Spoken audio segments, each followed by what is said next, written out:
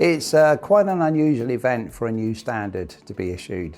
And many years we have updates to existing standards, but it's much less common that we see a new standard. In fact, the last new standard, IFRS 17, actually came out some 7 years ago. So it's a novelty in some ways to have a new standard to talk about. But that's really just the beginning of the significance of IFRS 18. If we compare to IFRS 17, which was to do with insurance contracts, that was a very specific thing which probably only had a very limited impact on a relatively discrete number of businesses. IFRS 18 couldn't be more different in this respect.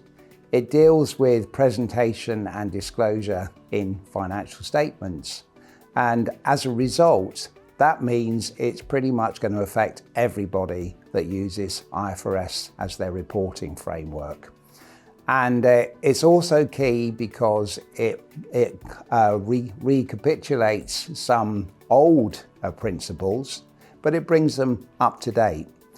And I think this is another significant thing about IFRS 18. There's a relatively small number of standards that deal with high-level principles. The vast majority of standards deal with discrete accounting issues, but IFRS 18 is really all-encompassing.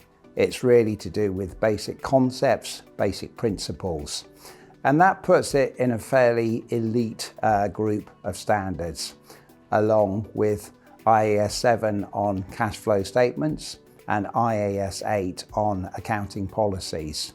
These three can be seen as a trilogy of high-level standards which set the framework and the concepts which we should follow, along with the conceptual framework, of course.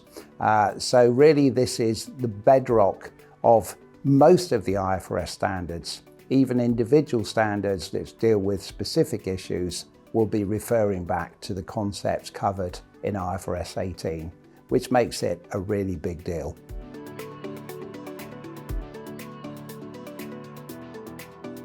IFRS 18 is very significant in ways which are laid out really in its title, and it talks about presentation and disclosure of financial statements. So the primary focus is to do with principles around the reporting requirements of the financial statements and the disclosure notes which form part of them. In considering this further, we could perhaps break it down into two main areas here.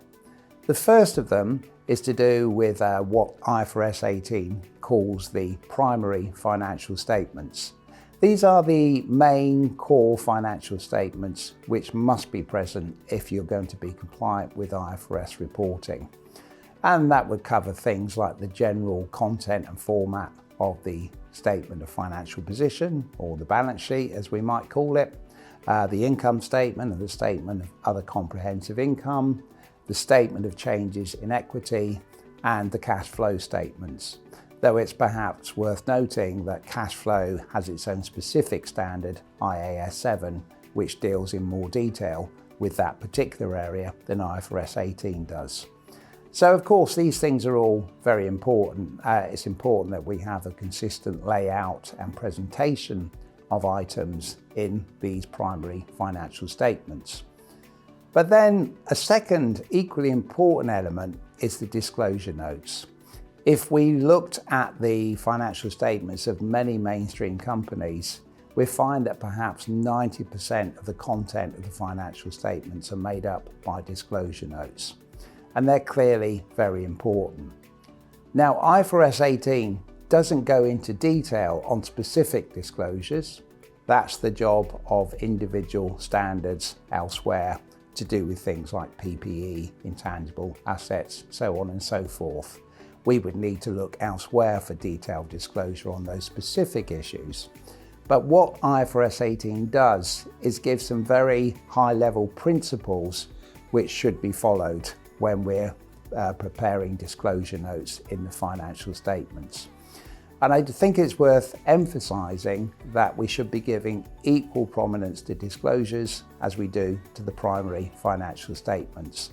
And this is something which IFRS 18 certainly makes very clear. And that's an important message to take from this, I think.